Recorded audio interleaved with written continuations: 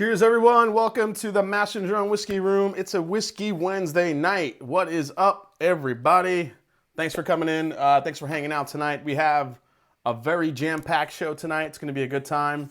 Was able to set up a lot of fun things tonight, including the return of Let's Make a Whiskey Deal, which we'll be playing later for you guys to get a shot at winning some fun samples.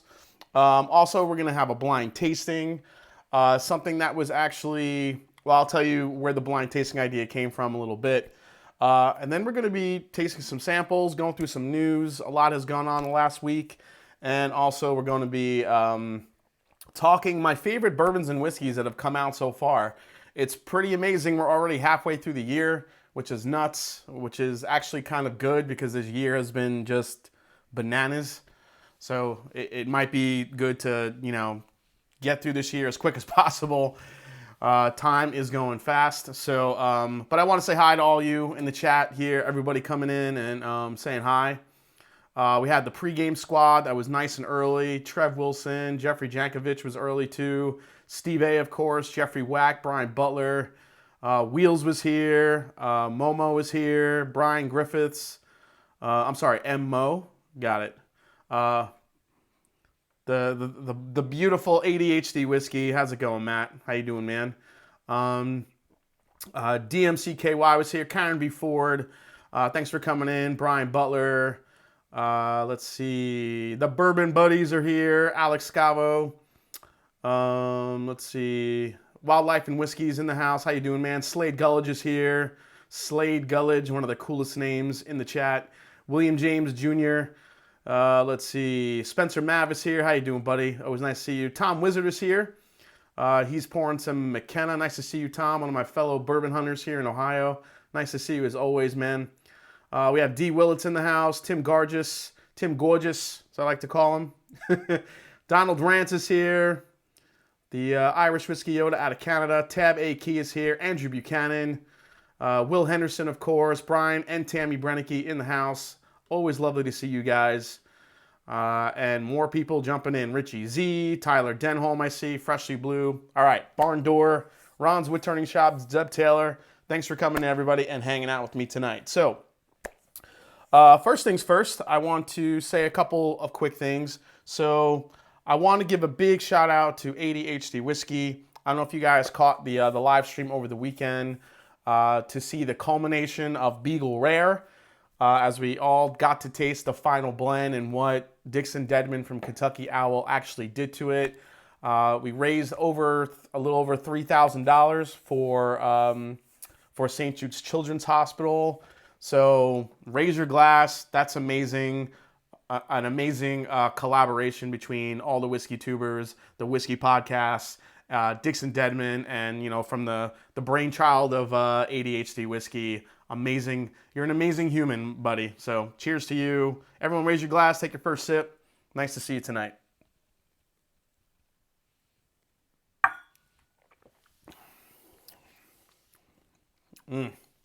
I love what's in my glass. But I will tell you what's in that glass a little bit later. Hey, we got Rarebird 101 is in the house. How you doing, David? Thanks for coming in. Always lovely to see you. Rock Up Review is here. Ed is in the house. Everybody raise your glass to Ed from the Rock Up Review. He just passed 1,000 subscribers. Cheers to Ed. Very well deserved. Some of the most entertaining videos on YouTube.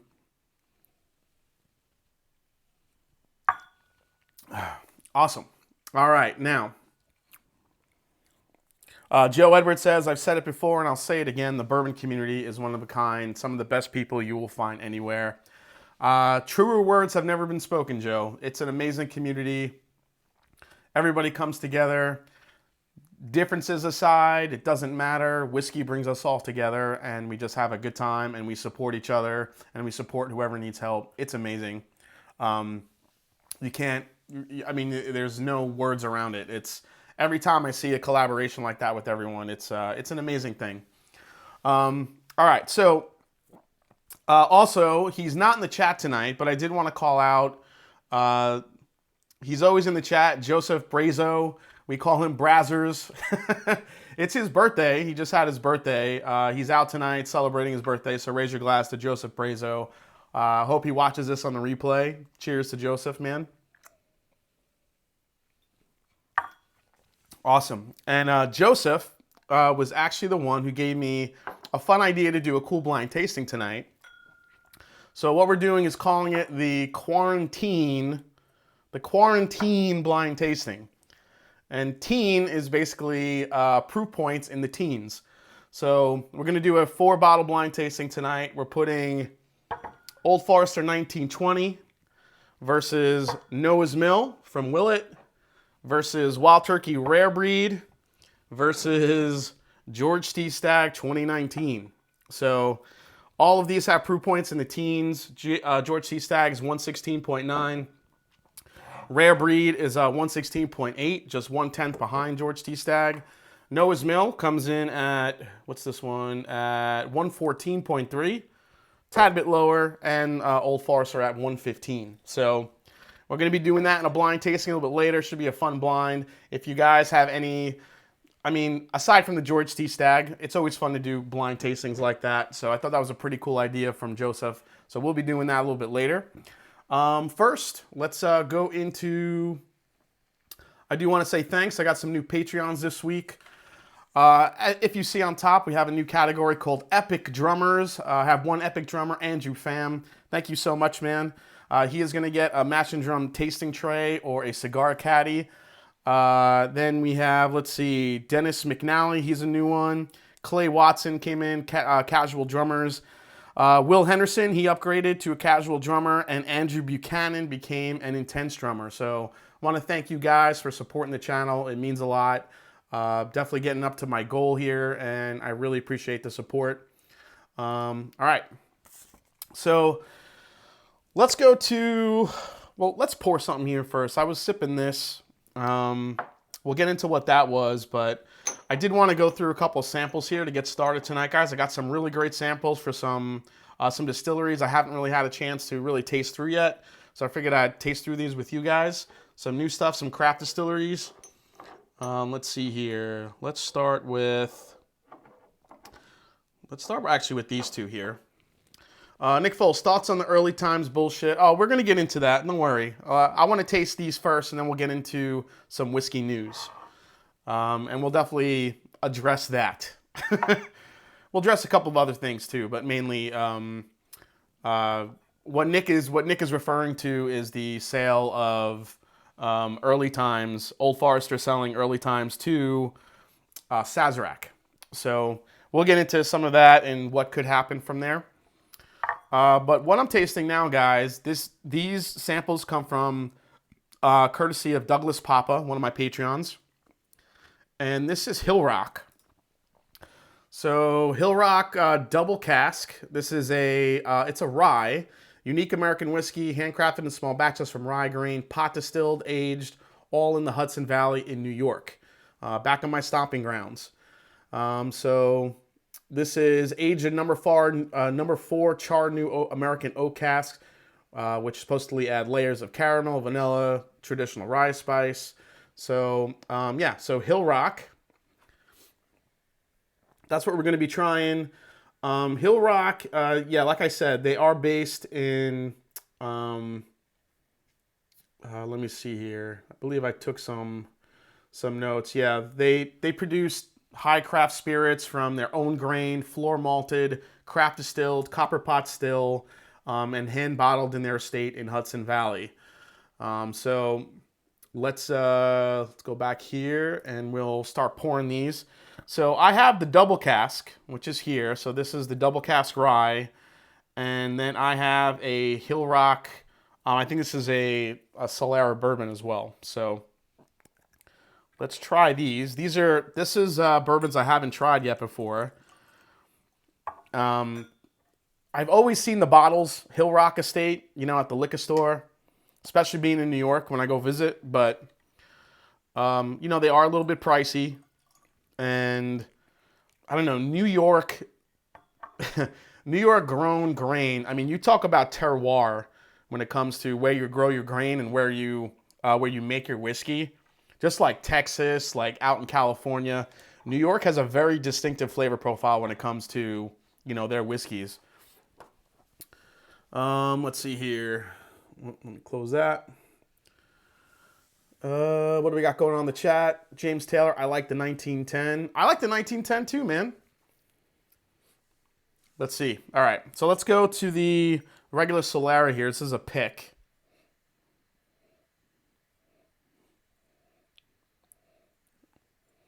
Oh yeah, this has that New York graininess to it. This could be a rye. It might be a rye whiskey. It definitely has like that New York rye, that smell that it has. It's like a cross between like chocolate and paint thinner. If that sounds any good or accurate there. Yeah, it just has like this raw quality to it. Just it's crazy stuff. Big shout out to William Davalar getting it started tonight with the super chats. It's a $10 super chat. Thank you so much, William Davalar. Hope you and the wife are doing great. Always nice to see you guys in the chat. Cheers to you, William. Thanks, man. Appreciate that. All right, let's go for a sip of this one.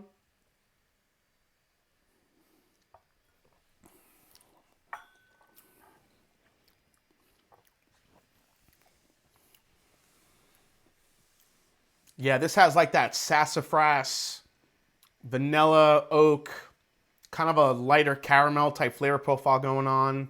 One of the better, I think, whiskeys I've had out of New York. There are some good ones, but like I said, the Hill Rock, they're a little pricey too. I think some of these bottles range up there in that $70, $80, $100 area. They are beautiful bottles though. Go for another sip of this one.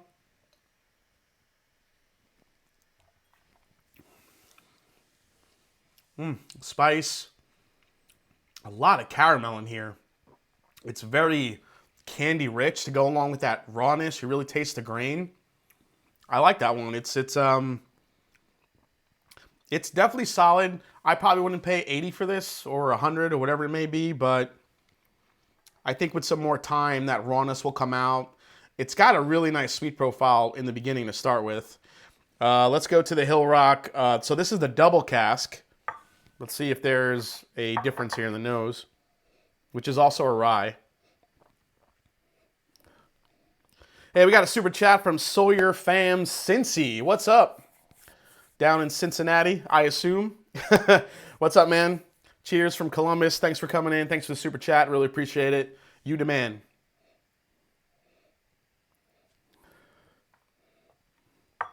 Yeah, this one is much darker. There's way more oak from that double cask on here. Richer caramel, deeper flavors. A little bit of cherry note here. Still get that sassafras, root beer, a little bit of a black licorice note.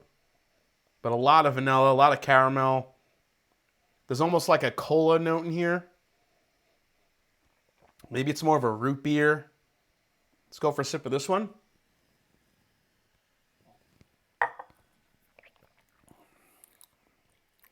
Oh, I like that much better. Yeah, the double casting just rounds out the rawness of that grain. Makes it much sweeter, a little bit creamier on the palate. Man, I love the oak spice on the back end. All right, the double cask I might buy. The double cask is good. So this is 115 proof. That's a damn nice rye.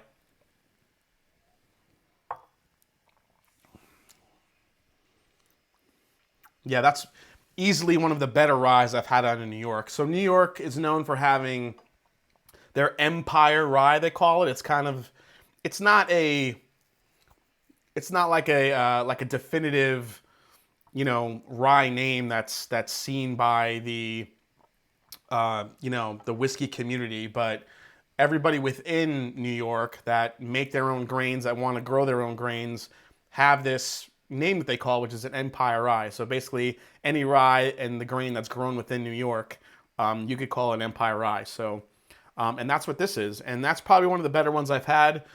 I had a Hudson Empire rye that was just, ugh.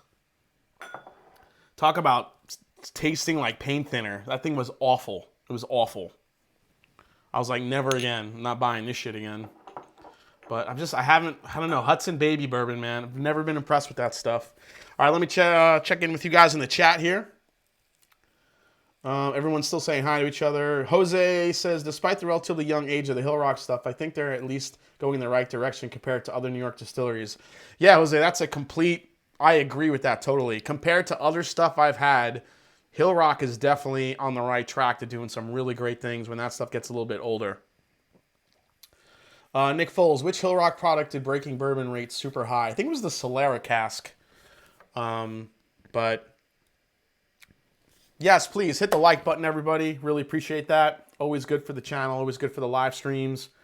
All right, let's see. Slade Gulledge, baby bourbon is hot trash. I tend to agree with you. I hate that stuff. But some people really like it. Some people really like it. All right, let's go to some whiskey news, guys. So, as we mentioned earlier, the big news this week was Sazerac acquiring the brand Early Times from Brown-Forman. So these three special bottles here right behind me, Early Times Bottled and Bond, which is some of the best value bourbon on the market. Everybody is starting to kind of buy it up because now we're not really sure what's going to happen with that. The thing is that people hear Sazerac and all of a sudden they hear, it's like, okay, Sazerac equals allocation. Sazerac equals higher prices. So that's what everyone thinks is going to happen with Early Times. And so let me read you guys the full story. Here's the image here. So Sazerac buys Early Times. But they also bought a couple of other things. So now this is from Fred Minnick. So in what may be the first domino of the economic fallout of the pandemic, Sazerac acquired Early Times and a couple of other whiskey brands from Brown-Forman. As you guys know, Sazerac owns 1792 and Buffalo Trace products, giving them a huge arsenal of American whiskeys. They've acquired Weller in the 1990s, Old Taylor in the 2000s. Neither products performed well at the time of acquisition, but Sazerac turned them around into American whiskey staples. So Brown-Forman announced the acquisition in a press release. It also included them getting Canadian Mist, Collingwood brands, and production assets. Sazerac source told Fred that the assets include Canadian Mist Distillery, Canadian Mist, Collingwood, Early Times brands and assets, and also barrel aging stocks that are related to the brand. The sale reflects the continued evolution of the company's portfolio strategy to focus on premium brands, Brown-Forman said. So that was kind of the big news. Now, a couple things I think can happen here. I'm going to go back to this bourbon. So I think this gives room for Brown-Forman to do a couple things. And listening to Fred Minnick talk, it did make total sense. You have Brown-Forman maybe making some more room here when it comes to contract distillation, which I think is something they're looking at more to do and people sourcing from them. They definitely have the capacity to do it. And then I'm not sure what's going to happen with Early Times Bottled and Bond. So there's a few things that are kind of up in the air when it comes to this. One, you have... So the thing that worries me is they took the stocks too. They took the aging stocks. So, like any bourbon, those bourbons are aging and wherever they are, and we're used to a certain flavor profile. You take those stocks out, you move them to another location, weather, different warehouses, stuff could start to change. Generally, when a bourbon, or a brand gets acquired by someone else, generally they're not changing the mash bill, they're not changing anything like that. But what they will change, and especially knowing Sazerac, I think we will see a rebranding, possibly an age statement down the line, maybe a single barrel age statement, definitely a rebranding, I think. Unfortunately, it's hard to know how much stock of the Early Times was available or what they had aging. I would assume it was a good amount of stuff. So, we'll see what happens when it comes, down the line. I'm hoping that this stuff still sticks around for a little bit longer. It's definitely available here in Ohio, which I like. 'Cause I just bought these 3 bottles the other day. I'm like, I gotta grab some of these before they go away. So we'll see what happens with that one. It's an interesting acquisition. Did not expect that from Brown-Forman, especially just talking to Jackie Zykin on the interview, and she was saying that there's some interesting things coming from early times, and maybe that's what she was referring to, that it was going to go to Buffalo Trace, or I should say Sazerac. So who knows what could happen with the brand. I definitely do see a rebrand. I think there's an age statement coming and possibly a single barrel expression coming from early times. That's my prediction. So you can check me off for that one. Nick Foles, I heard Brown-Forman has a proprietary yeast strain that wasn't included in the deal. How will that change the product down the road? Well, I mean, if the proprietary yeast strain wasn't in the deal, then if anything, we might see some flavor changes because, you know, it definitely has a typical flavor here. Remember, early times is a higher corn concentration than what the regular Brown-Forman is. So when it comes to flavor profile, it is a little bit different. Not as much as a banana note with early times. So, you know, maybe they'll develop something close, or I don't know. I like that. But again, when something rebrands, it's aged in different areas. I think we're gonna get a different profile regardless when it re-releases under the Sazerac name. So for me, yeah, I'm probably buying, you know, as much as I can of this stuff, you know, like everyone else. We have Joe Daniel with a $5 super chat. Cheers to you. Said, so should we go buy all we can now? Well, I mean, the bottled and bond I would. The regular early times I would probably stay away from. Maybe Buffalo Trace can improve that, but the bottled and bond is awesome. So, yeah. Actually, no, it's terrible. Don't buy it. Leave more for everybody. So Andrew Spirell says Collingwood and Canadian Mist were probably not using that yeast strain likely. True. I think Brown-Forman is on the cusp of buying Foursquare Rum Company. Oh, that's from Co-N? That would be amazing. Like I said, I just hope Foursquare Rum is one of my favorite sipping rums. I love having that with a cigar every now and again. Let's see. Donald Rants, no kidding. I bet they make it a special release. Yeah, I mean, it's just like Sazerac is just the king of making special releases and allocating things. And I think that's why everyone just kind of gets in an uproar whenever they acquire another brand. Hopefully it doesn't happen. But I think there's going to be a time period where there's stuff that's on the shelf now all of a sudden will disappear after a little while, because now that Sazerac owns it, they have to figure out what they're going to do with it. So hopefully the aging stocks, there's more ready to come to the market, and then as we slowly get into a cutoff, and then we'll see what happens when Sazerac kind of takes it over. So we will see what happens. All right, next news story. So the Jack Daniel's Distillery and Nearest Green Distillery have announced a joint three-pronged initiative aimed at increasing diversity in the American whiskey industry. The two Tennessee whiskey makers have pledged a combined $5 million as part of the Nearest and Jack Advancement Initiative. Uncle Nearest and Jack Daniel's have one of the most unique histories when you look back. Nearest Green was the enslaved man who taught Jack Daniel how to distill. Though his story went untold for a long time, well over a century, and has only become more widely known since Weaver founded the company. Now, the Jack Daniel Distillery has begun highlighting Green's contributions to the visitors, but the Nearest and Jack Advancement Initiative marks the first official collaboration between the two companies. So I think this is obviously a great thing to have the diversity. I think the story with Uncle Nearest was when I was doing research on Jack Daniels and seeing what they were doing and how, you know, Uncle Nearest he taught Jack Daniels how to distill, the charcoal mellowing, all of that.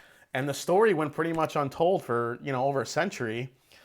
We are seeing some diversity within the industry now. You have the what is it, the master blender, I think,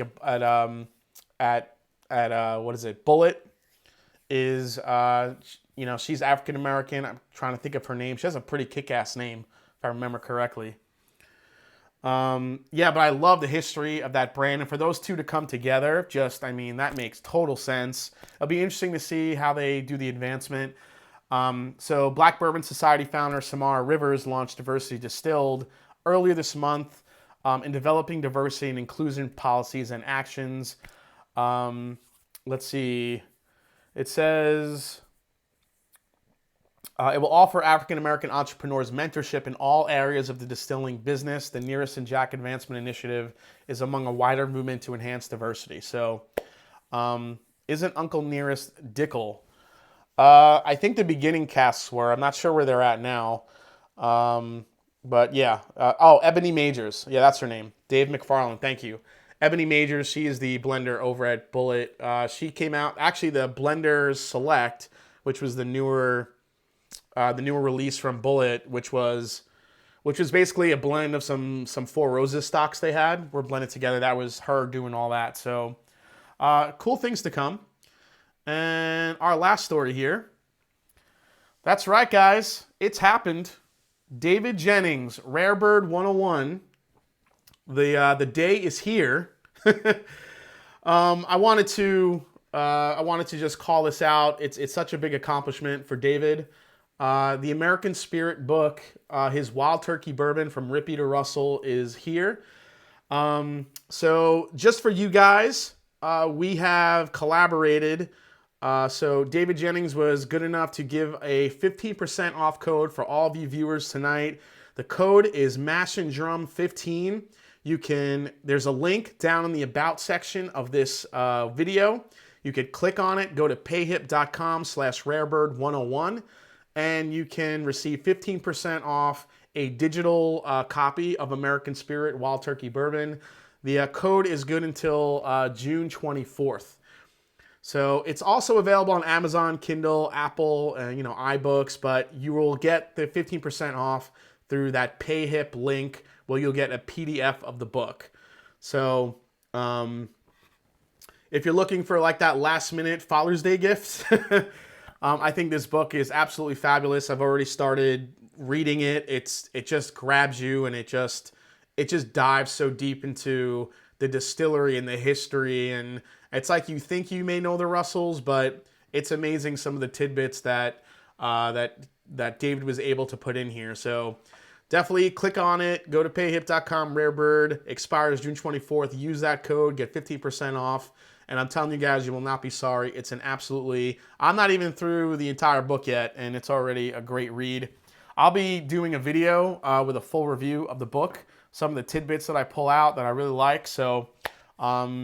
like I said, if you look in the About section of this live stream, the links are there to buy it, and also the code is there. So that is for you guys. So thank you to David for offering that.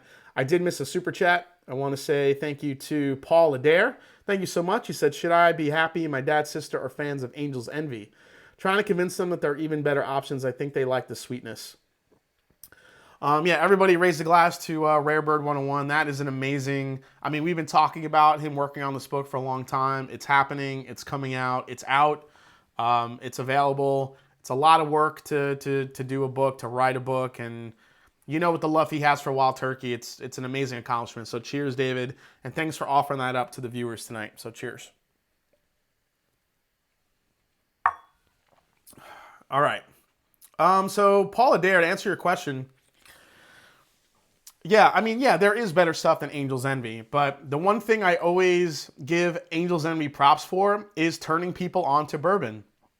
I have just gotten so many people into bourbon through Angel's Envy. There's a sweetness to it. It's easy to sip. That port finish just adds another layer of fruitiness to it. Yeah, I mean... Just give them some time. I think eventually they'll get there, but you got to give them some time in order to I don't know, venture out into other bourbons, because that's what happens. My mother started off and she went into it, and she started with Angel's Envy, and now she's drinking like barrel proof Elijah Craig. She loves McKenna, but she started with Angel's Envy, like a lot of people do. So give them some time. Maybe introduce them to a couple of other. Paul, why don't you keep them on like the path of finished bourbons? Stuff that's not so sweet. You can have them try, I don't know, what are some readily available finished ones that you can get? The Rabbit Hole PX, that's a good one. Any of the Belmead finished ones are really good. Some of those that just really you know, have that sweetness to it, and then eventually you can graduate them into, you know, bourbons that are not finished. Hey, Bob and TL says, hey, dude, love your channel. Keep it up. Thanks so much, man. Appreciate that. Rare Bird, hey, he's still here. Says, thank you, man. I appreciate that, man. Can we get LeVar Burton to read it to us, Rebecca Page? That'd be pretty amazing. I think we have to have like a, we gotta, you know, it'd be amazing. I don't know if David could pull this off. You got to do the audio book, but you have to have Matthew McConaughey record it. That would be amazing. That would be the ultimate ebook to own. The American Spirit, the story of Wild Turkey from Rippy to Russell, narrated by Matthew McConaughey. Come on, get her done. Mark Royland comes in with a $5 super chat. It says, speaking of Buffalo Trace, I just picked up an E.H. Taylor single barrel bottle and bond. Is this a once a year release or more? Thoughts? I think they release them a couple times a year, the bottled and bond, the single barrels, I should say. Some of my favorite, I think some of the best values, if you could get them at, you know, at MSRP. I think MSRP for those are around 60 to 70 bucks. If you could find them for those, some of those single barrels for E.H. Taylor can get up to about 10 to 12 years old. So it's some good juice in those. Also, I think I missed one. I think I missed one from Patrick Fulmer. It says, congrats to Rarebird. Cheers. $7. Thank you so much, Patrick Fulmer. Rebecca, let's see. I read that. The Rocket Review says, man, I don't know. Angel's Envy Rye is damn good. Like drinking a Cinnabon. Yeah, totally. Angel's Envy Rye to me is toasted marshmallows, and like cinnamon and vanilla icing in a glass, and maple syrup too. Like a Cinnabon when you pour like maple syrup on top. That is totally like what Angel's Envy Rye. It's too sweet for me, but it's not bad for like a, you know, a dessert sipper. What else do we got here? Will Henderson came out. All right. Yes, absolutely.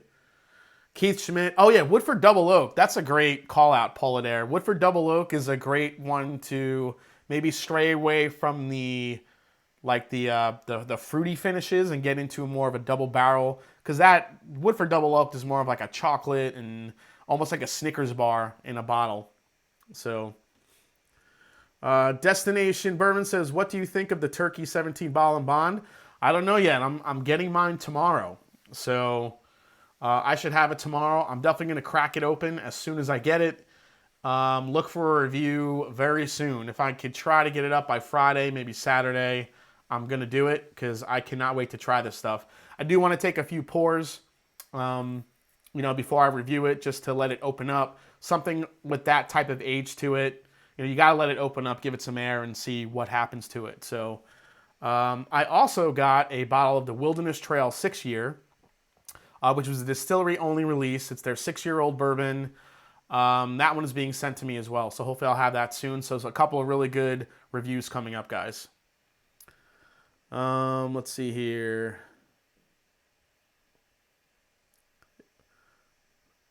Mark Reyes, has anyone tried the Fighting Cock bourbon? Yes, love it. If you want to watch a hysterical review, go watch Whiskey Crusaders. They just did a review on Fighting Cock, and it was freaking hysterical. What's better, Walking Dead bourbon or Evan Williams bottled and bond? I like Evan Williams over that one, but the Walking Dead bourbon wasn't bad. I thought it was going to be terrible, but it's actually not bad at all. Robot Scott, I wanted that 6-year. Yeah, I can't wait to get mine. So yeah, I got some good whiskey mail coming in. Moving on from Eagle Rare to Stag Jr. Time for the big boy pours. There you go, Trev. Eric Evanson, have you ever had a 1790 store pick at full proof? Yeah, absolutely. But the 1792 store pick, some of them are bad and some of them are really good. But the ones that are really good are amazing. And the ones that are like off are just off. If you have a good store that knows how to pick barrels, 1792, some of those full proof picks are absolute hitters. Karen B. Ford, tomorrow you might have 2. Hey, I'll take another one, Karen. I know Karen's been looking for me feverishly.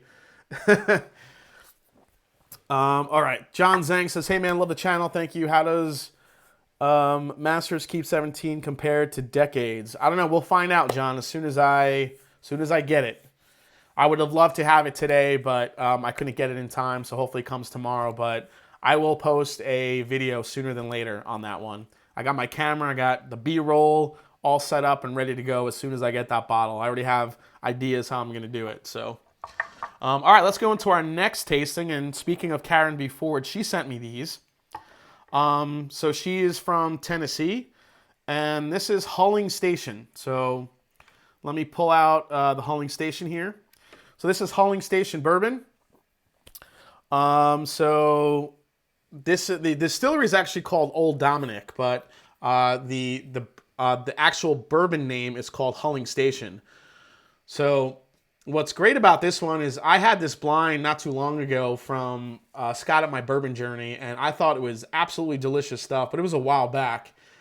I mean, it's just, as you could see in 1866, spirits business was booming. Rail cars bearing an oak-aged whiskey rolled in and out of the D. Canale and Company warehouse at Hulling Station. That is why you see the station on the front of the bottle. More than 150 years later, they brought it back. It's an homage to whiskeys of 1866 Memphis. Bottled at 100 proof and made from high rye mash bill, reminiscent of the spirits offered by Domenico Canale. So, which I think that sounds Italian.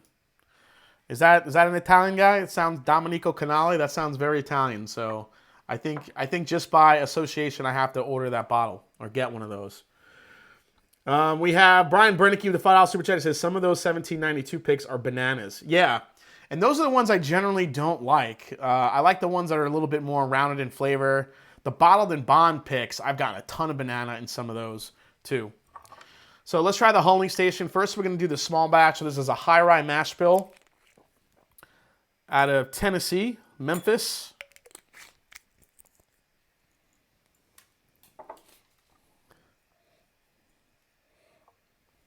Well, that has a nice nose to it. Very sweet.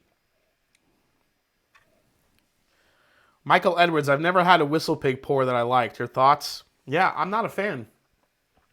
I am not a fan of Whistle Pig at all. The one Whistle Pig that I really love is the Whistle Pig 10-year. I think that is a great buy for the money. It's really good. It's really good rye whiskey. But it's pricey stuff. All their releases are insanely priced. They're, Samurai Scientists and the Boss Hogs being over $500. Every single one I've had has not been nearly worth that amount of money. I'm sorry. Especially when, I could friggin' drink Old Forester rye for $23. I know it's a different realm of rye, but still. And then you have, even Pikesville rye. Michter's Barrel Proof rye is still amazing to me. Mike M says, I passed on Early Times Bottle and Bond today at the stores. Should I go back, pick up a couple, and keep them around a while? Mike, yeah, if you could get them for about 20-something bucks, I would, man. Thank you for the super chat. Tom R, amazing you can enjoy so much bourbon each live stream with all the hand talking you do. I know. My hands are crazy tonight. This is very, very citrusy and fruity on the nose, on the Hulling Station. Probably from that high rye. Tons of vanilla and caramel sweetness. Again, you get that little bit of grain from a young bourbon. Getting like a toasted almond note in here too. A little bit of, what's that spice like? Almost like cardamom I'm getting in here a little bit. Let's go for a sip. Let's try the Hulling Station.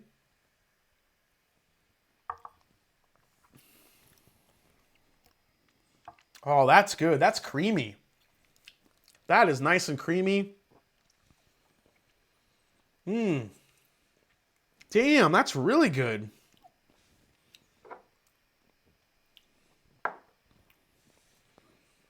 That's damn good, man. Oh, shit. I'm going to hunt down a bottle of that. It's creamy, it's sweet, it's citrusy. There's a lot of fruit characteristic going on here. There's a little bit of nuttiness there on the palate too. I got to put my hands away. Hey, barrel lovers in the house. What's up, man?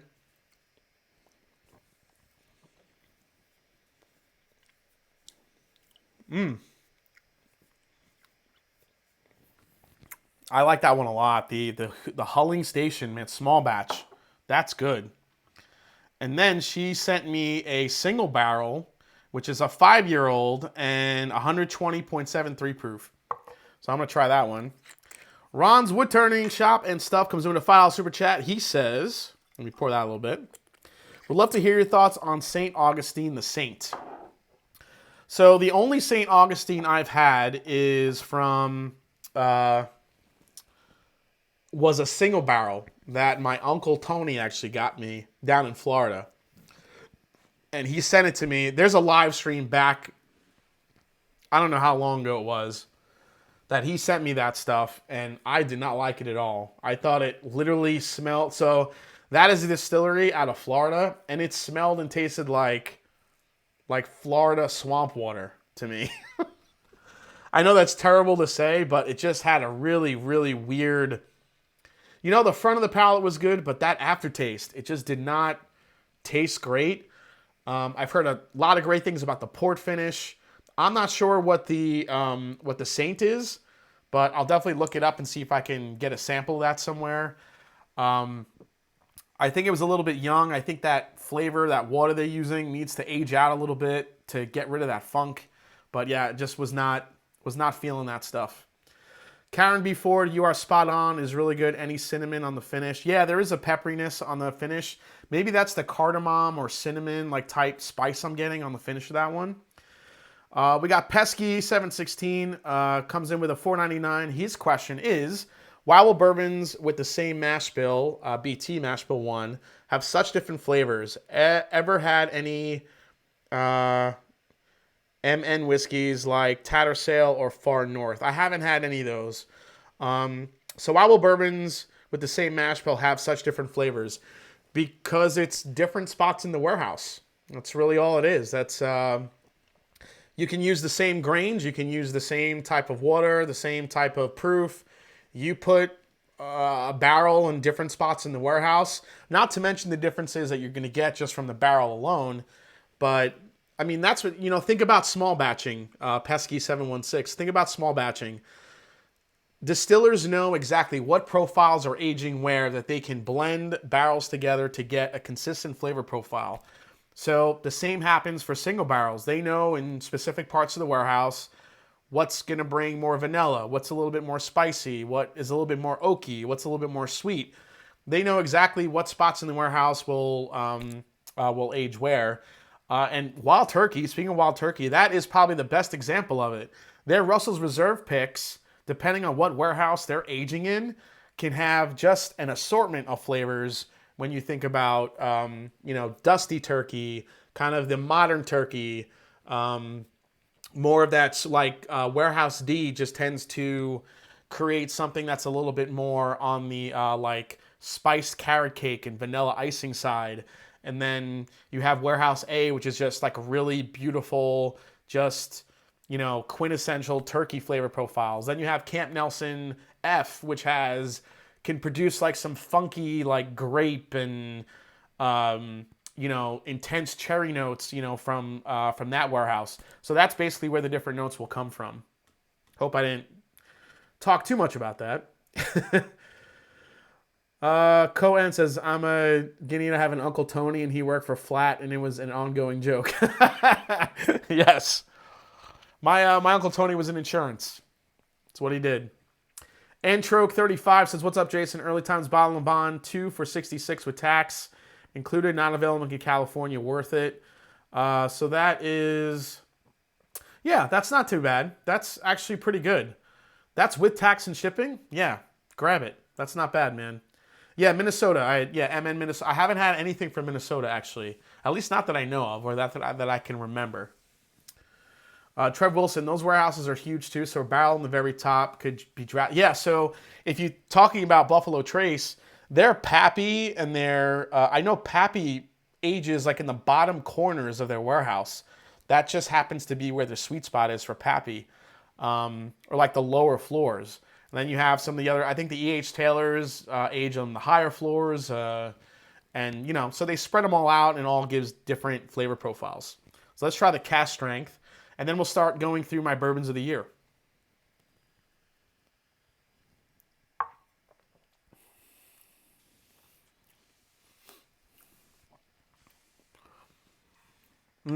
The cask strength is good, but you could taste more of the youthful note in the cask strength that I wasn't getting in the small batch. The small batch actually reminds me of like a Wilderness Trail where it's a younger bourbon, but there's no youthful notes in there to jump out of the glass that make you think it's a younger whiskey. It actually tastes older than it is. The cask strength has a youthful bitterness to it that it's not hiding with the water. So interesting.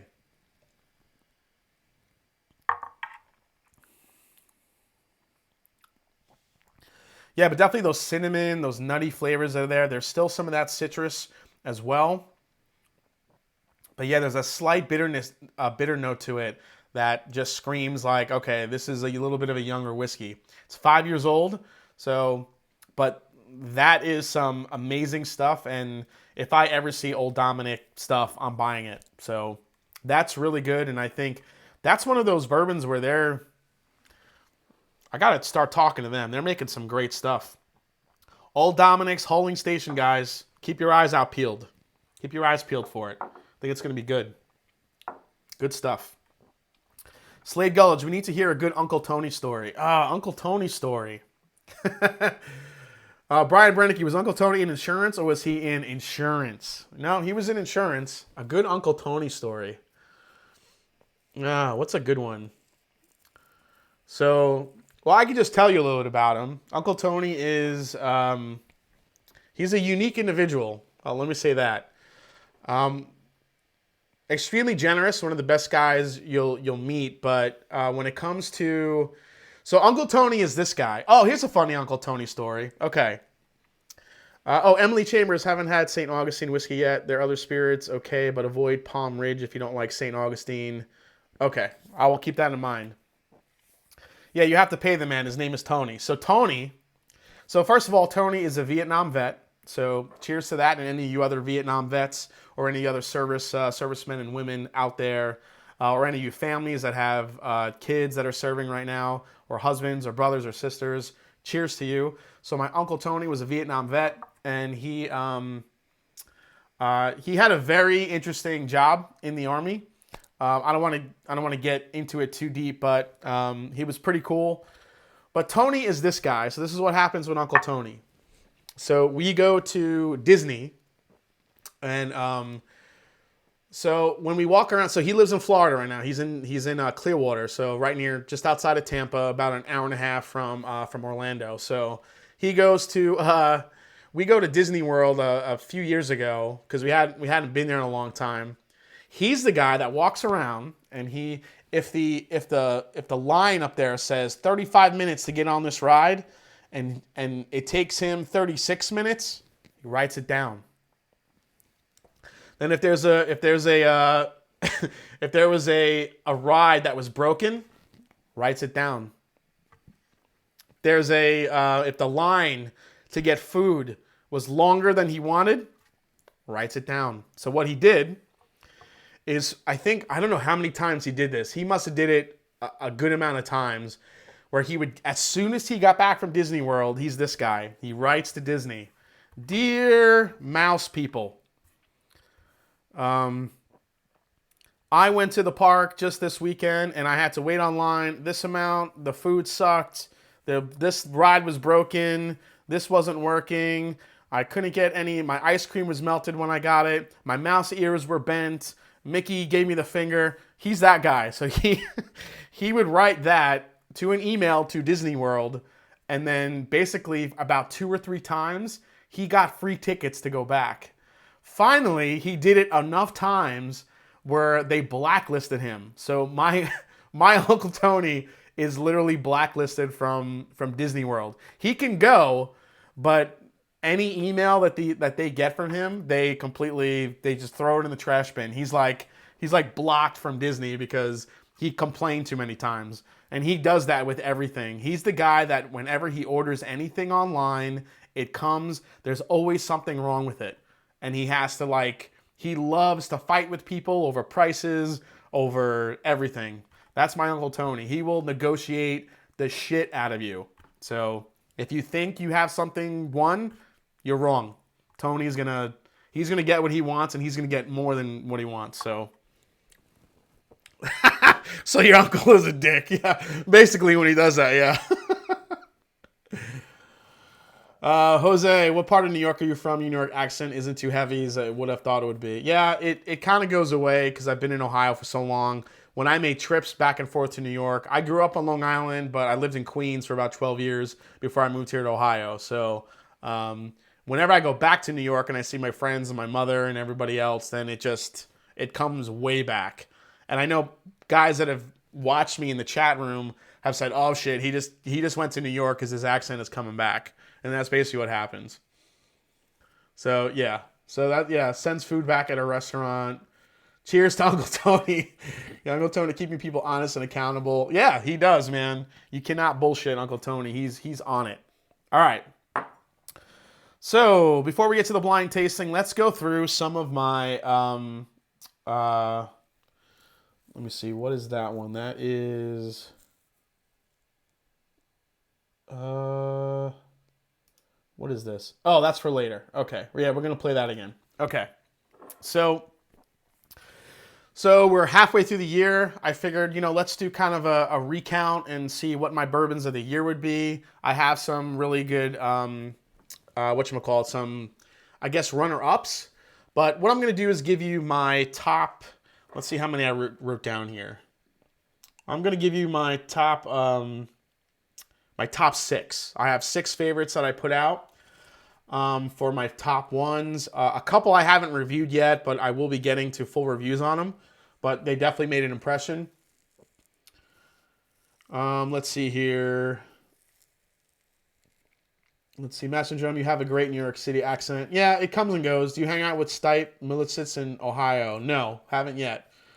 I get you're born and raised in New York my entire life, but at least you still carry it in Ohio. Yeah, they definitely can taste it. So, or not taste it, they can definitely hear it. Whenever I go to... You know what? My New York accent comes out when I like it like heated, or I start getting like frustrated or mad. I mean, it really comes out. I start cursing and I get crazy. So number 6. So wait, first let's actually go through some of the ones that were in the running but didn't quite make it in my top 6. So let's see. Let's go to... First one up is Discovery Series Batch 2. So this one I just tasted, last week, and it's absolutely delicious stuff. It's an amazing blend. As you guys know, this is a blend of Wild Turkey, Barton, and Heaven Hill bourbons that are, 10, 12, and 14-year-olds respectively. It's an absolute delicious blend. If it wasn't kind of a blend of other distilleries, I might have, it might have made my top, but I just think it's a delicious, delicious blend. I like it over Discovery Series number 1. Discovery Series number 1 had way more of a spice to it. Discovery Series 2 is just way more rounded, flavorful. Absolutely love this stuff. It does retail for $130 about, but you are getting some older age whiskeys here, older age bourbons that are blended together from 3 top-notch distilleries. So, the price is a little bit, I think, fair for what you're getting in the bottle. Especially with it being mainly a Wild Turkey, 44%, a 10-year-old Wild Turkey. So, gotta love that one. Love that stuff. JC's honorable mentions, yeah. Rebecca Page, no, I don't carry the Yankees with me. The Yankees, I don't like the Yankees. I am a Met fan. No Yankees for me. I grew up in Long Island, Queens. I was literally about 10 minutes from Citi Field. I'm a Mets fan. Okay, so next up we have this one right here. This one was close just because of value, but Smoke Wagon Uncut Unfiltered. Smoke Wagon, this is their barrel strength, uncut, unfiltered bourbon. This is MGP source. It's 35% rye, high rye mash bill. Absolutely delicious stuff for the price point. I think this is available for about, if you could find it, it's usually about 50 or 60 bucks. I mean, for the amount of flavor and the amount of quality you're getting in this bottle, it's absolutely delicious. Alex Chepikin from Smoke Wagon was on the channel not too long ago. Definitely go check out that interview if you guys haven't seen that one yet. We had a lot of fun talking about Smoke Wagon, what they're doing. But this uncut, unfiltered, it's an absolute citrus bomb, and I love it. Absolutely great stuff. Yeah, Discovery Series 2 was so good. Yeah, let's go Mets, that's right. Yeah, I wish it was more available, the Smoke Wagon stuff. Hopefully we will see it. I mean, they're fairly new, so hopefully we'll see it getting more available down the line. Next up, what do I have here? Another one from Joseph Brazo, Woodinville, but this is the Woodinville cast strength. Unfortunately, this was a state-only release, distillery only. But if you like Woodinville small batch at the 90 proof, the cast strength is unfreaking real. It's so good. There's definitely some youth to it, I'll be honest, but I think the flavors that what you get in here are just absolutely incredible. Really great stuff. Let me make some room here.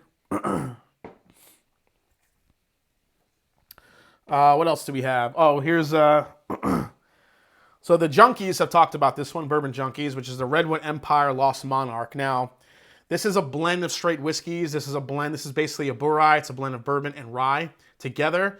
But I think what's in this bottle, this is the Lost Prophet. Not the Lost Prophet. This is the Lost Monarch. I'm going back to the to one of the rhetorics. This is the Lost Monarch, which is a blend of rye whiskeys. I love this stuff. It gets better and better as you keep sipping on it. It changes. It gives you different flavors. I absolutely love this stuff. It's a blend of straight rye and straight bourbons, aged at least 3 years. It is on the younger side, but the flavors that are in this bottle, the way they blended it, it's delicious stuff. I love the Lost Monarch. I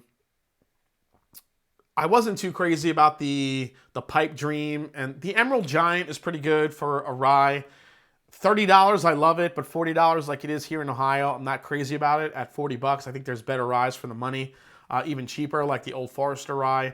And for 10 bucks more, I can get Pikesville, which is 6 years old and has a little bit more robust flavors.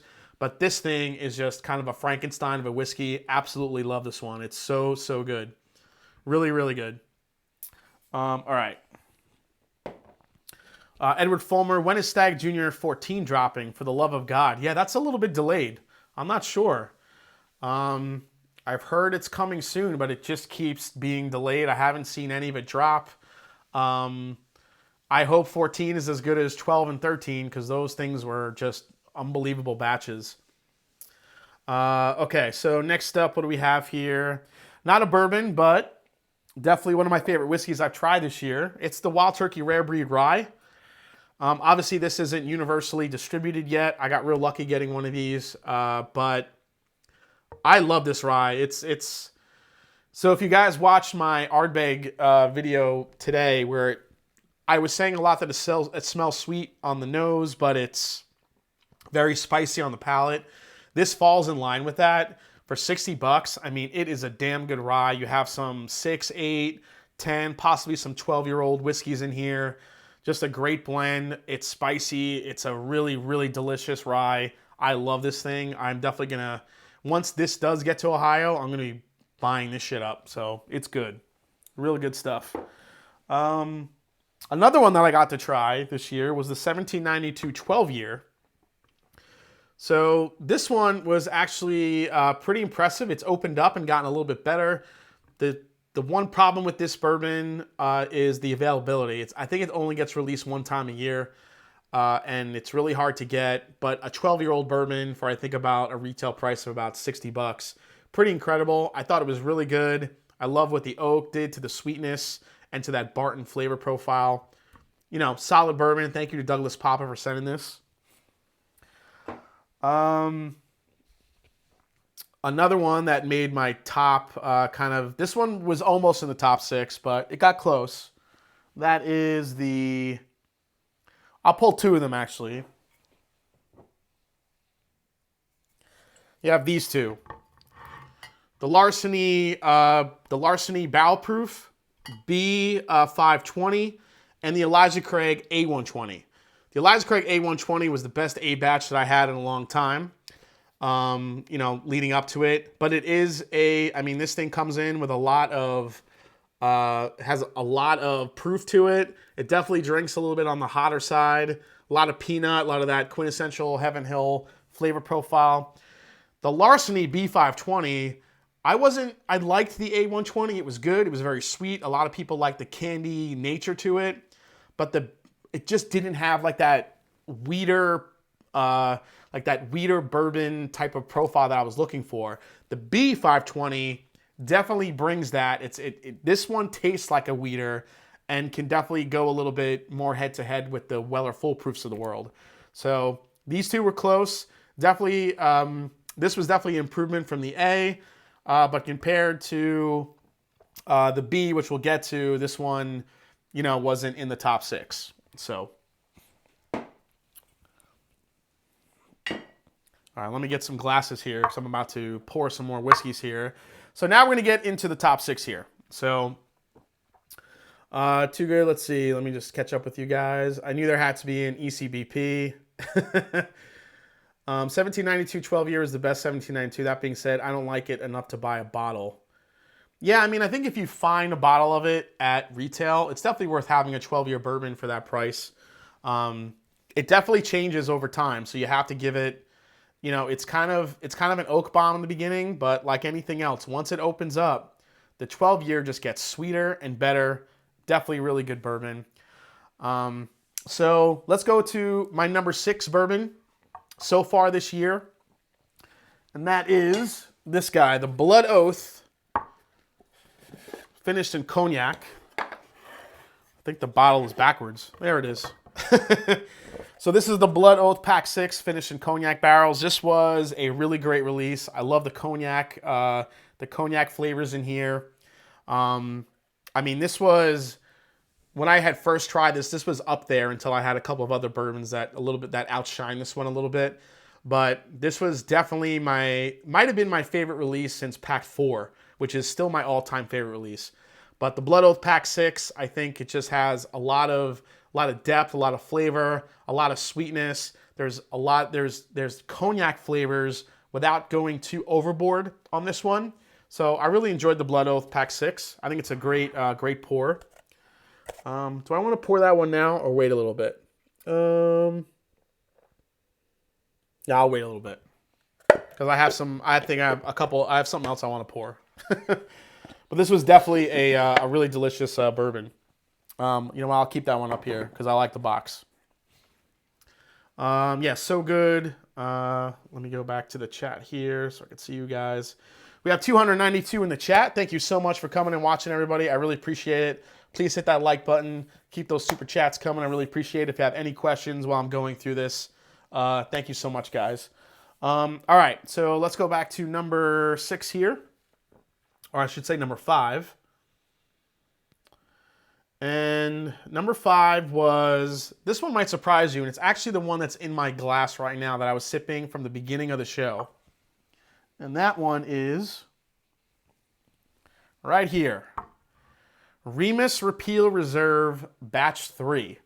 Now, I have a review of this one, a full review of this one coming up, but this is a brand from MGP. Now, if you guys know MGP brands, they have Rossville Union, and they have the Remus brand as well. They also do 8 and Sand as some of their core range brands of bourbons and whiskeys. The Remus Repeal Reserve is absolutely just amazing stuff. Oh, Nick Foles says there's a Pack 4 near me for $129. Yeah, it's the Toasted Barrel one. Exactly. How do you rate the Blood Oath Pack 5 versus the Pack 6? I like the Pack 5. Just rum notes in it get a little bit. I liked it in the beginning of the bottle, but once it got some air in it, the rum took over the bourbon for me. So I think I liked the first half of the bottle, the second half not so much, but it was a good release. Just the rum notes got a little bit overpowered the bourbon once it got halfway down. This thing is just, now it's different. This is a different flavor profile. George Remus is the namesake on this one. One of the most famous bootleggers in the United States in history. an amazing, if you guys want to learn the history of Remus, of George Remus, go back and watch my Remus Volstead review that I did. That thing, I mean, I go through the history of what Remus did and the story, and it's an incredible story. I won't get into it now because it's long, but it's an amazing story. I think I've told you guys about it. It's, you know, the history of what happened with him and what he did and his wife, the murders, the crime, oh my God. It's an amazing story. So, but this thing, MGP, this is MGP. What's great is they're very upfront about what's in here. So let me see if the camera will focus on here. So here we go.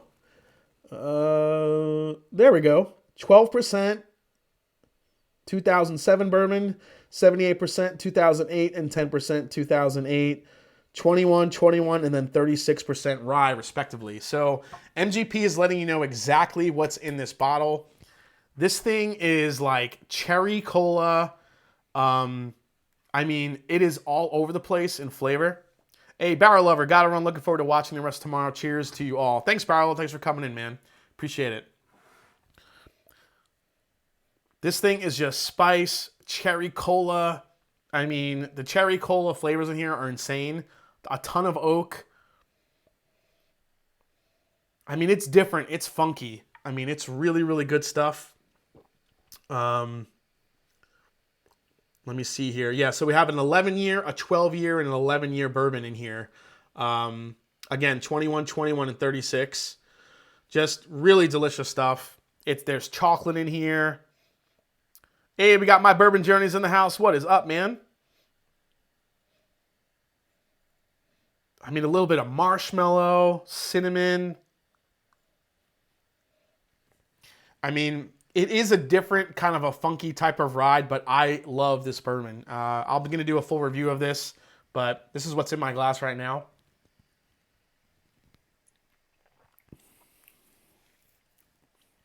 It's spicy, it's sweet, it's oaky. I love it. So, yeah, I mean, it's $100. It's 100 proof. If you guys love that MGP profile, you want a little bit more oak on it, you like the spice, you would absolutely love this bourbon. It's delicious. I love it. So good. Let me leave that one here too. Let's see. Tom R. Jason, have you done Roy's Blind Challenge yet? No, I'm still waiting for it to arrive. But I feel like I'm ready. I've done a couple blind challenges leading up to it. He said he sent it, so it should come any day now. So I'm getting ready. So I think I'm ready for it. Let's see, here we go. Unless we get sprayed with a hose, it ain't bad in the day when they squirt it your way. I don't know what that is, but that needs to be on a t-shirt. All right, let's go to my next selection here, which is, it's actually a bottle I don't have a bottle of, but I did get a couple of samples of this one, and it's the Old Carter Batch 5 bourbon. Old Carter, again, they source from MGP. But there is something special about that Batch 5 that absolutely blew me away.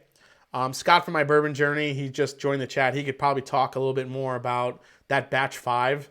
That Batch 5 bourbon was incredible. I'm hoping to get a bottle at some point. Old Carter is not available here in Ohio, but if I ever see one soon, I'm definitely going to be picking one up. They are pricey. They are steep. They're about $200. But that Batch 5 was just like... I mean, it was a candy caramel, like nutter butter bomb. It was so freaking good. So that definitely made my list. I wish I had a bottle of it. I'm definitely going to be on the hunt for one of those. So number 4 was my Old Carter Batch 5 bourbon. That was amazing stuff. Let's go to number 3. So here we go to number 3. Tamar, just the thought, live stream for Patreon's The Blind Challenge. It would be amazing to see you noodle through all the samples. Oh yeah, I'm definitely doing that, Tom. You guys will get to see the uncut version of that one. Yeah, Scott from My Bourbon Journey. Old Carter Batch 5 is fantastic.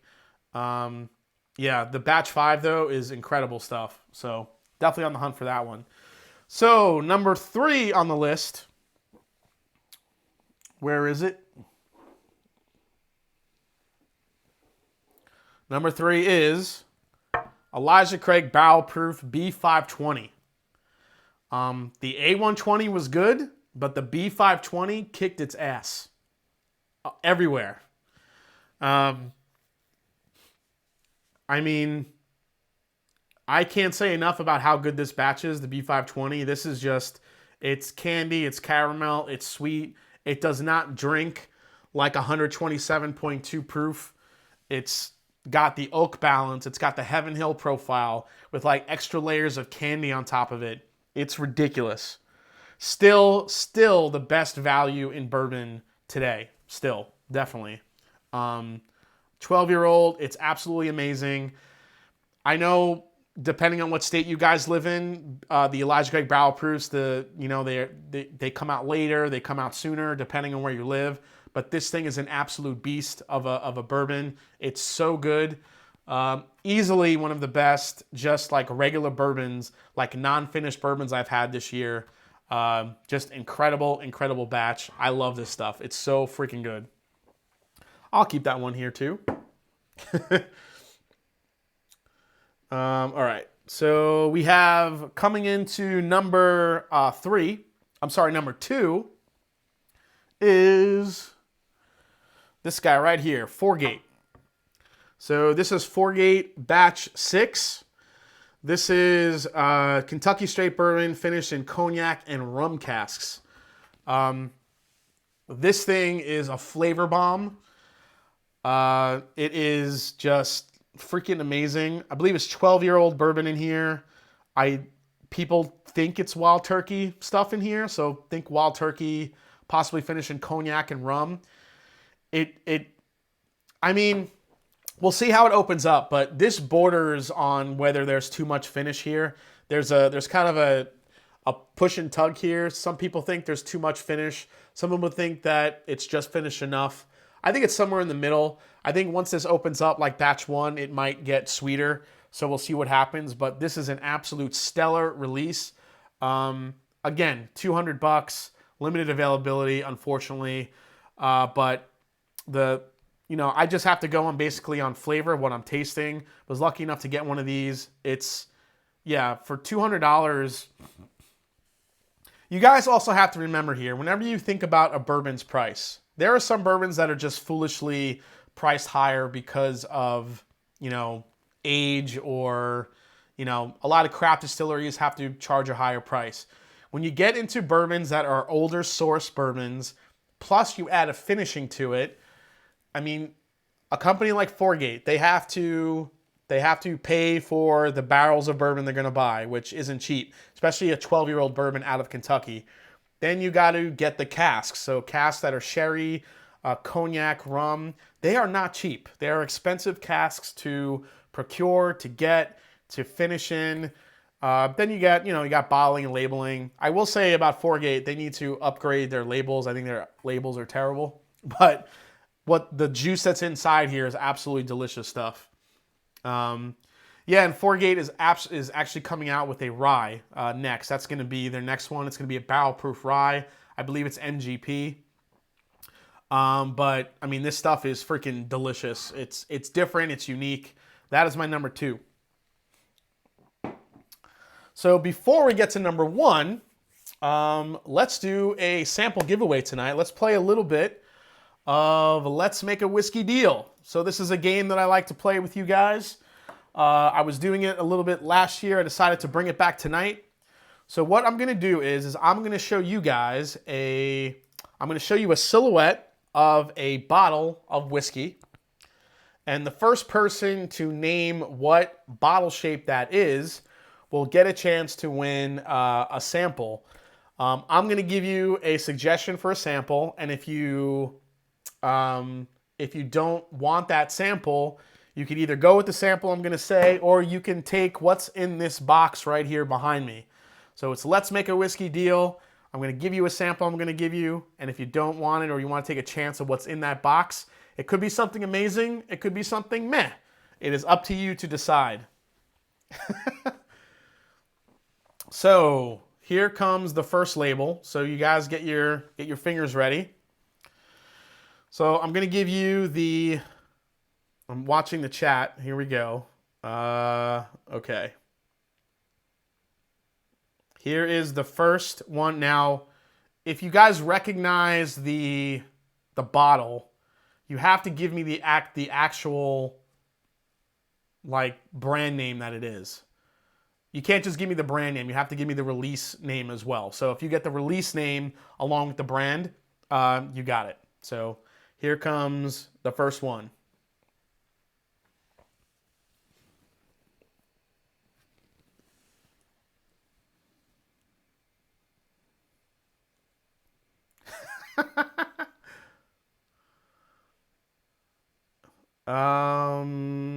I actually do, Eric. I do like the B520 or the C919, the C919 a little bit. The more I've sipped it, yes. Nope, nope, nope. Oh, you guys are close. You guys are close, but it's not the right one. Holy crap! Holy crap! I think we do have a winner. It is William Bramstedt. He said the RC6. That's it. Maker's Mark RC6. There it is, guys. That was the answer. A lot of people were saying Maker's 46 at first, and that's probably would have been my first guess. But I threw in the RC6 there, and the first one to get it I saw here was William Bramstedt. Maker's Mark. Actually, I'm sorry. Oh, yeah, there he goes. William Bramstedt, the RC6. He called it out. Yeah, everyone. So this is that. He was first in my chat. So congrats to William.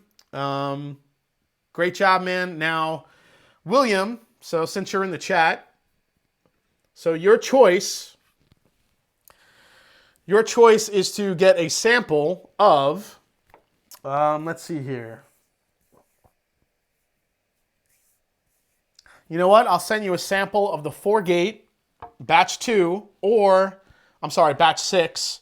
Or you could take what's in the box. So, William, what's your choice? You want to try the 4-gate, or do you want what's in the box? We'll wait for William. William says yes. Mike M says I didn't know it existed. All right, so yeah, on my chat, William was first. Sometimes the chats could look different to you guys, but yeah. So William was first on mine. Go for the box. Go for the box. What's in the box? Take the box. 4-gate. I think William is I think he's. Wait, Wheel says John was first. Let me see, let me go back up. John who? Let me see. John. Let me go up here. All right, so here's where you guys first started saying it. Maker's 46, 46, 46, 46. No, guy, on my chat, William Bramstedt was first on the call out. So, again, chats can be different from user to user. This happens all the time. I have to go what I see on my chat. William Bramstedt says, I'll take the box. He's taking the box. He said the box. What's in the box? Good choice, William. I think you would have been happy with either one. You're going to get some Kentucky Owl Batch 9. Good job, William. Very good job. William is getting a sample of Kentucky Owl Batch 9. Probably my favorite batch of Kentucky Owl I've had. Congratulations, William. Email me here at themashanddrum@gmail.com with your contact info, and I will send out your sample. Congratulations, William. He gets some Kentucky Owl Batch 9. Awesome. I wanted to throw that in there since we had such a really cool conversation with Dixon Deadman the other day. So I'm going to set up the box again, and let's see if I put in something crappy or something good in there.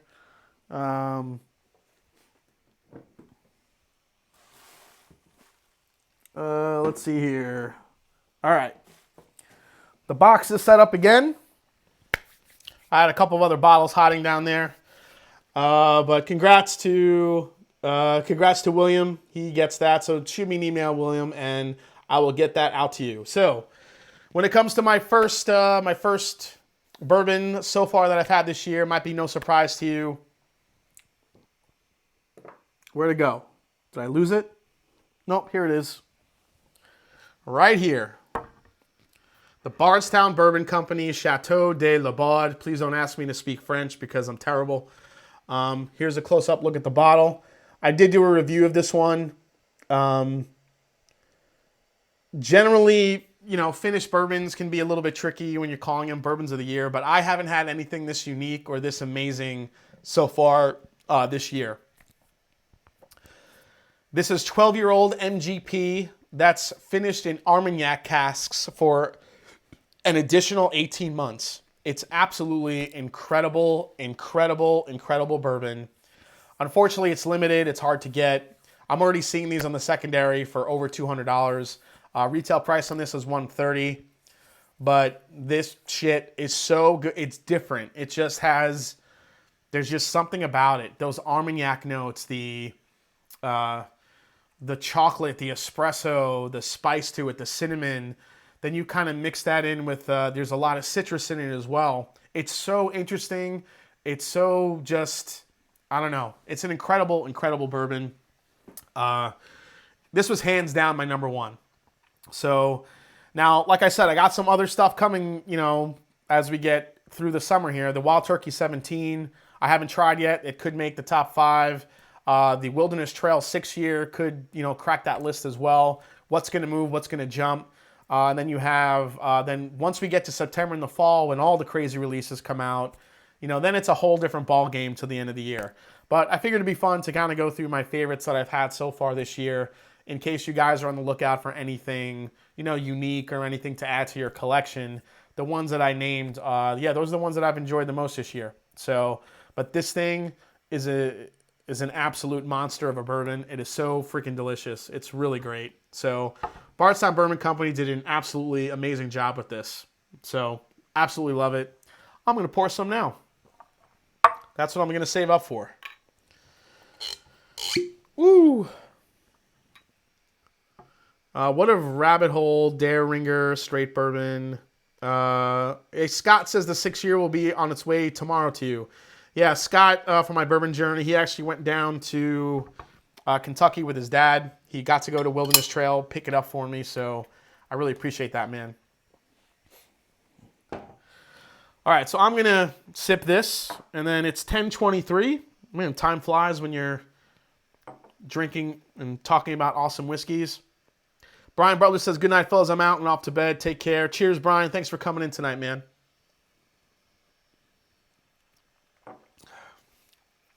Oh, it's so freaking good. It's just so different and enveloping.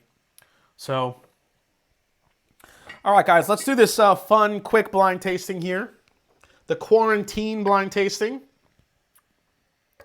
Then after that, we're going to give away another sample. We're going to play Let's Make a Whiskey Deal one more time, and then we'll call it a night.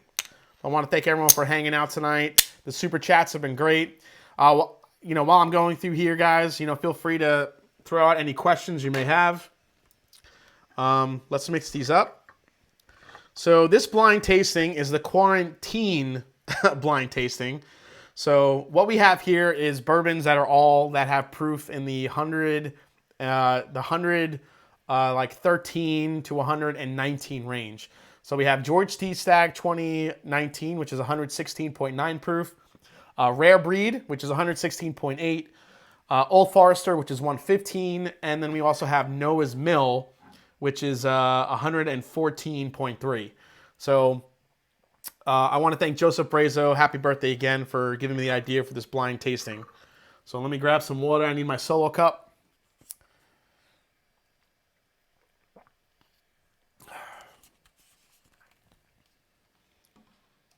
John Gresham says, pretty sure I hammered RC6 first. Sore loser, I know.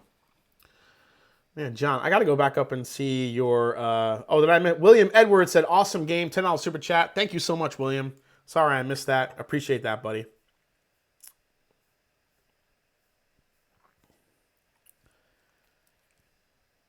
Okay, John, so I see where you said Maker's Mark RC6. Oh, you did say it first, John. Shit. Now it's showing up as you first. Yep, you are right. I saw Maker's Mark. I thought that read 46. It's actually RC6. You're right. So John Gresham, you know what, John? Just email me at themashanddrum@gmail.com. I will send you a sample of whatever you want. If you want the Kentucky Owl, or if you want to try the 4-gate, just let me know. I'll give you one of those too. But yeah, sorry I missed that, man. It didn't look. It looked like it was 46 when I was scrolling through it fast.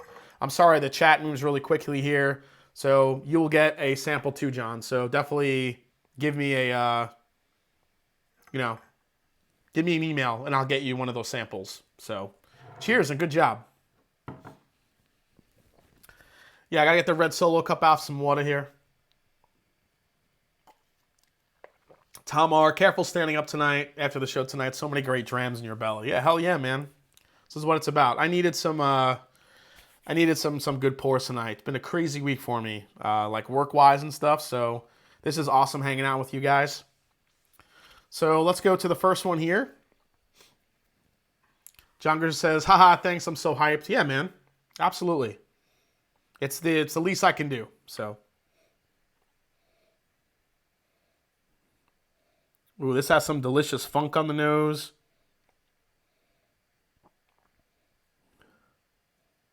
John is sore no more. That's right. He's like your uncle. Hey, I won that thing. Go get me.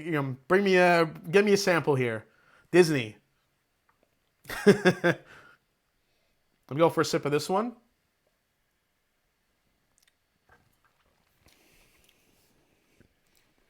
Oh, that is pure peanut butter in a glass. Woo. Very peanutty.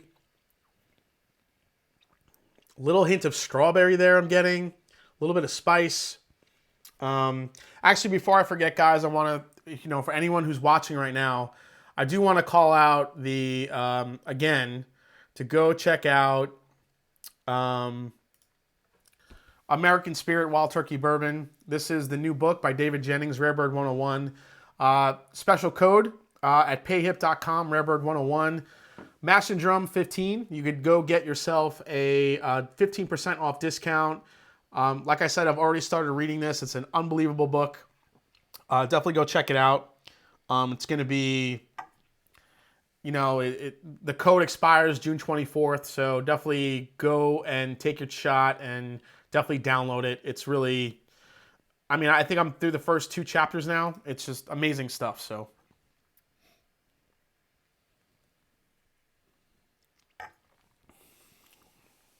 God, that is so much peanut butter.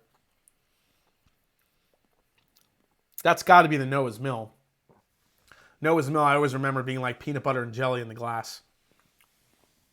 Forgot how good that is, though. It does not drink like 114. I've had a lot of bourbon tonight, so had a lot of whiskey, so it's not really affecting me on the palate too much, but there's a lot of sweetness up front, a ton of peanut, strawberry. Man. All right, let's go to number 2 here. Oh, that is just vanilla candy on the nose here.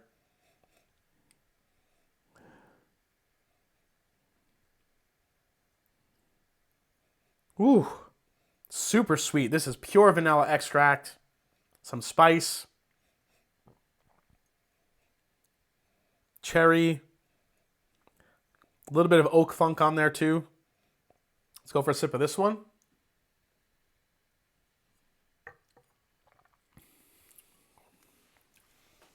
Ooh. That's nice. That is super sweet, oaky, cinnamon, baking spices. It's got like a toasted pie crust note on it. Brown butter. That's delicious, whatever the hell that is.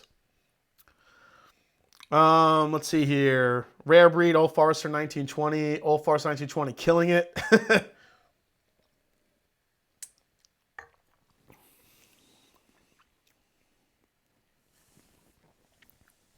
I don't know. That's delicious, whatever it is. It's really good bourbon. See, now, I think the Noah's Mill, I had a feeling it was going to stick out. Now we get into the other 3, the Rare Breed, the Old Forester. It'd be interesting to see how this goes with the other 3. Let's go into the nose on number 3 here. Oh. Oh, that smells awesome.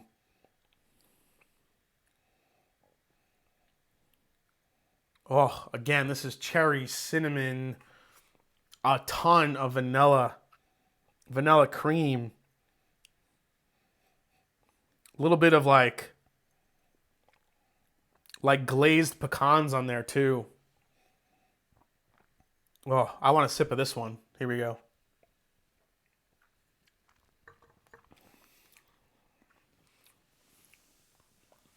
Oh, that's got like a funky finish on it, but I like it. I mean, coming off the other two, this one has a little bit of a weird like aftertaste. Let me go for another sip of that one.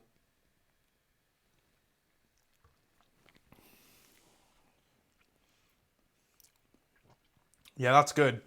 It's, man, I got this like this chocolate cherry note on the back end. Definitely the pecans are there. Tons of vanilla. That's good. Man, I don't know if that's man, that just smells amazing compared to number 2 here. Yeah, number 2 has just like a little bit like a dustier funk to it. Really good. Yeah, Beagle Rare. Slade Gull just saying stag. I would guess that could be the stag with that amount of sweetness that's on the front and the back end. Not a lot going on in the finish though for that one. Probably that lower proof. Let's take another sip of water here.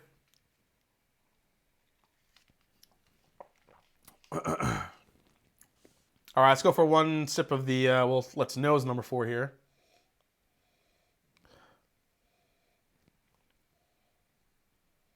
Man, chocolate cherry, a lot of like cinnamon red hots.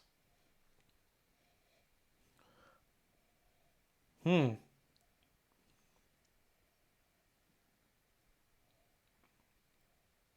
really any nuttiness at all here. This could be Old Forest. I might be getting a little bit of banana in here. Let's go for a sip.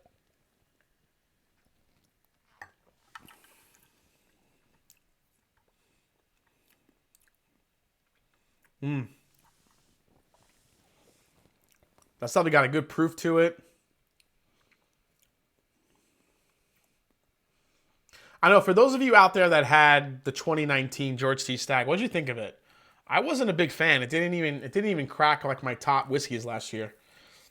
I don't know. When I want a George T. Stagg, I want proof to it. I want some, I want some heft to it. It came off a little bit watered down, unfortunately, but let me see here.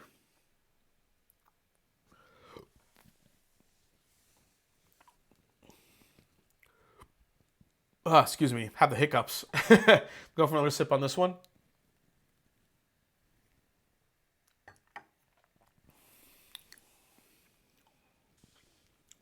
Man, that's good. It's really sweet. Let me see here. I think you guys are doing, yeah, underwhelming. Yeah. I think a lot of you guys are grabbing the book right now. You guys are talking. DH Silv says, well, my thoughts on GTS, a drop or two of water, and it was popping. Yeah, I do agree with that. Drop or two of water does do it some good. So I'll just throw this up here one more time, guys, for you to get a look at David's book. It's the last time I'll throw it up here. Again, you can look in the description of the video and check it out. This is the American Spirit Wild Turkey from Rippy to Russell. You can download it at payhip.com/rarebird. 15% off. Yep.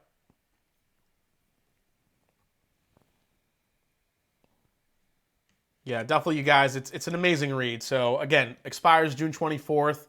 So go grab it now when you can. All right, let me taste through these again one more time. Go through this one here.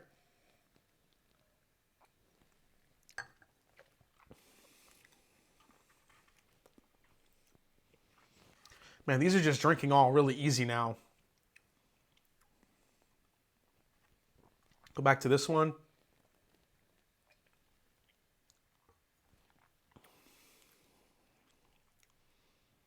Oh, that's...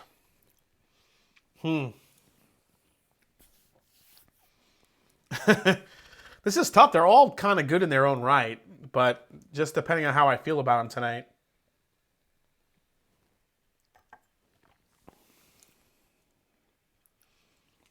All right, so now going backwards. This one's not tasting as good as it did when I first tried it. William Bramstead had, the 2018 GTS was really, really good. So I think the first one will actually be my last place one compared to the other three. Now it's just kind of lining up these three.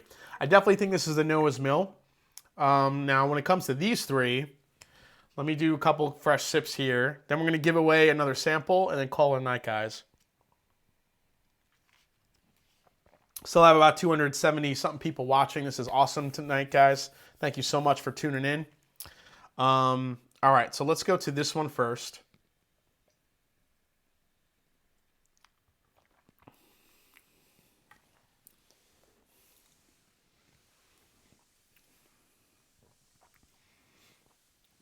All right, there's a note in here that's coming through that has me thinking it could be the Old Forester, but I'm not sure.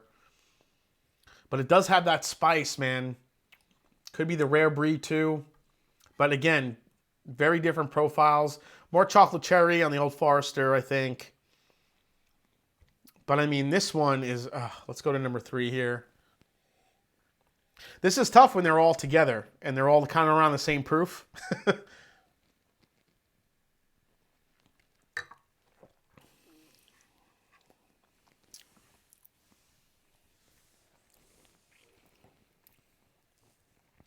That's good. I mean, it's super sweet. Super, super sweet. That pecan note is making me think Buffalo Trace.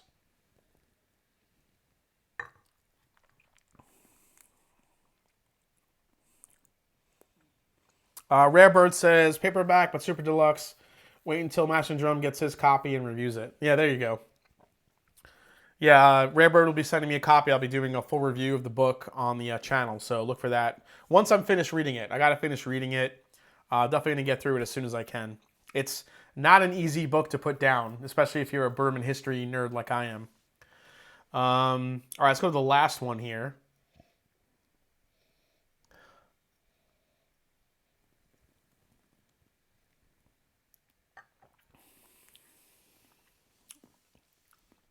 Oh. All right. All right, so this one's last. This is, I mean, all three of these are delicious. I don't really know how to rank them.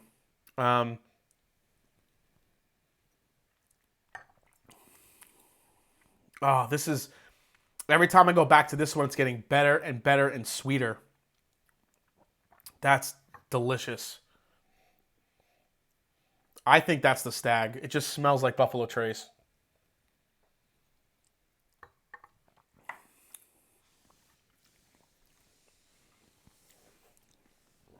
That is good. It is very delicious. Still an underwhelming batch, I think.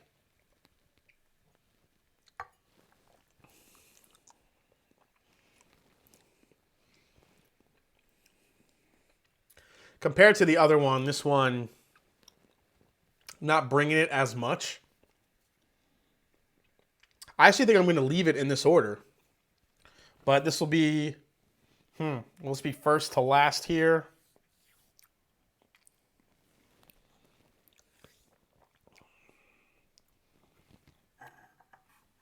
I might just leave it in this order.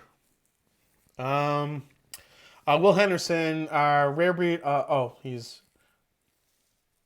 Are there pictures? Master Drum needs pictures. Pictures of what? Donner Pass Whiskey. Hope you still have the bottle of the new Knob Creek 9 years so you can do a side-by-side tasting with the old one that's coming.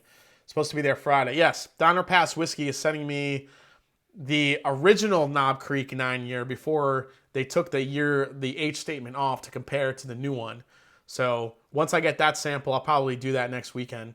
Oh, also wanted to announce, guys, I am working with Brown-Forman to have someone on the channel to do an interview with their cooperage. So if you guys want to learn about the anatomy of a barrel, what goes into making it, what goes into the experimentals of it, the charring, everything that Brown-Forman makes, excuse me, that is coming soon. I'll submitted my questions and looking to have someone on very soon about that. Maybe it'll be a day stream. Maybe it'll be hopefully maybe next week's live, maybe the week after. But that one is coming.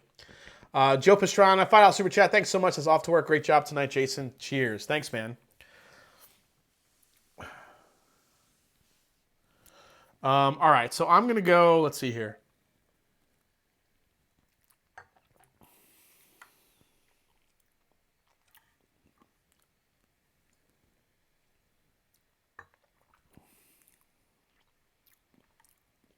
Really good, more oak.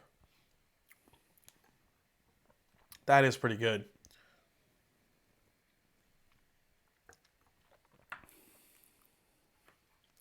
Man, I like the bite on that one. I'll probably leave it here, I think. These two are extremely close. I don't really know what to pick. I mean, it's literally 1A, 1B. I do like the flavor profiles on both. So let's find out what's in the last one here. So this was the peanut bomb I said was Noah's Mill. And yes, this is Noah's Mill. So Noah's Mill comes in number 4.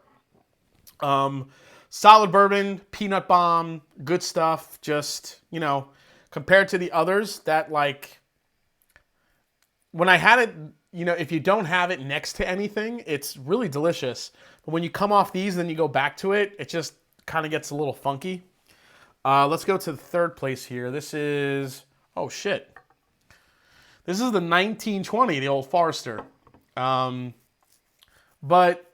I mean, look how far down the bottle is. I mean, it might be getting a little bit, you know, funky, but at the same time, 1920 is still, you know, obviously one of the best buys on the shelf. Delicious. My favorite from the Whiskey Row series.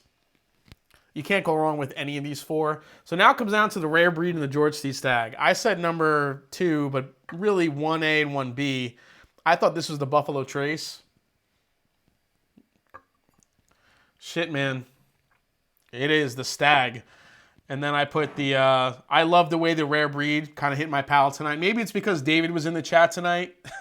He like, you know, he sent vibes my way to pick the Rare Breed. But yeah, the Rare Breed, this was tasting really, really delicious tonight. And it might just be a really good batch. But the Stagg was right there with it. The Rare Breed is 1/10 proof point below. But, you know, the 1920, I think it was just a little bit low here. I probably should have popped a fresher bottle, but, you know, either way, all 4 of these are delicious, but I just happen to like the Rare Breed tonight. And then the Stagg 2019 actually tasted a lot better than I remember in this blind flight than when the first time I had it. When you start comparing them, they're just really good. But the 1920, yeah, I mean, Rare Breed kicks ass in blinds.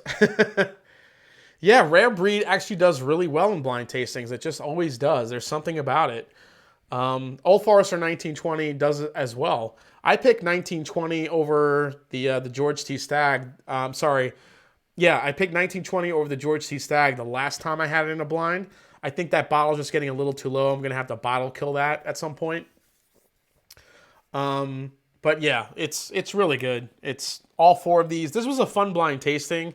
If you guys have these at home, definitely do it. The Noah's Mill definitely sticks out, but the other 3 are really kind of hard to figure out which one you like best. It just kind of goes down to what your palate is feeling that night. So, yeah, that was a lot of fun, man. Rare Breed, still, again, it's right. Rare Breed is right up there with the Elijah Craig Barrel Proof, one of the best values on the shelf. If only it was non-chill filtered. If only it was non-chill filtered. All right, one last giveaway tonight. Here we go, guys. It's time to play Let's Make a Whiskey Deal. The box is ready. Before we sign off, here we go. Get your fingers ready. it is time for the next giveaway, which is, here comes the bottle. Here comes the bottle, and it is this one. All right, what do you got, guys?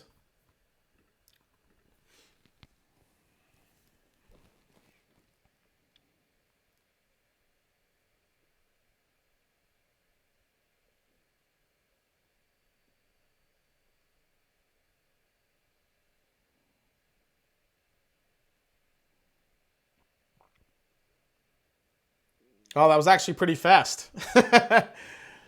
I feel like that was pretty fast. Jeff Huck. Jeff Huck, the first one to grab it. Baker's Bourbon. I gotta say, I love the new Baker's Bourbon. That is a sexy ass bottle. I love the the new bottle. Baker's Bourbon. So Jeff Huck, I'm going back to double check. Jeff Huck definitely was first on my chat to try it. Jeff Huck gets the Baker's. Congrats, Jeff. All right, Jeff, it's up to you now. Christine Daisy's in the chat. She was very close. Oh, we had Legent. We had Legion in there. I was going to pick the Legion, but it was too close, so I went with the Bakers. But congrats to Jeff Huck. So, Jeff Huck, it's up to you now.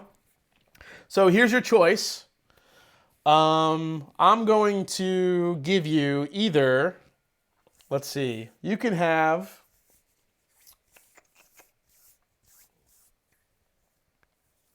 let's see,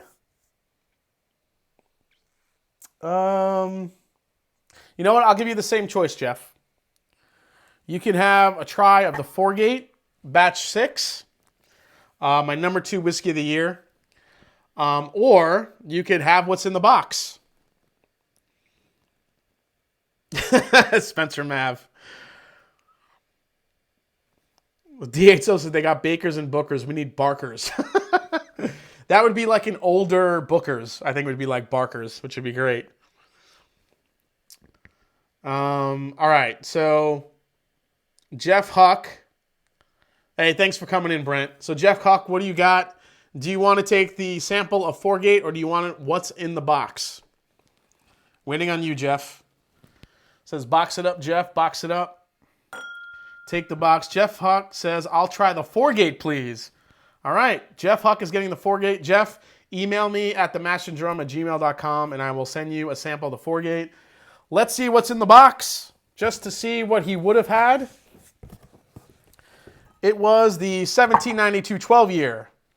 So the 1792 12 year would have been in the box. So, I mean, both of them are great, but I definitely like the Foregate over this one. So good choice on you, Jeff.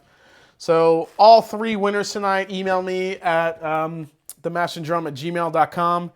And that's it, man. That's the show tonight. Thank you so much for hanging out tonight, guys. Thanks for all the super chats, all the support. This was a shit ton of fun. Keep an eye out for the interview coming up with the Brown-Forman Cooperage.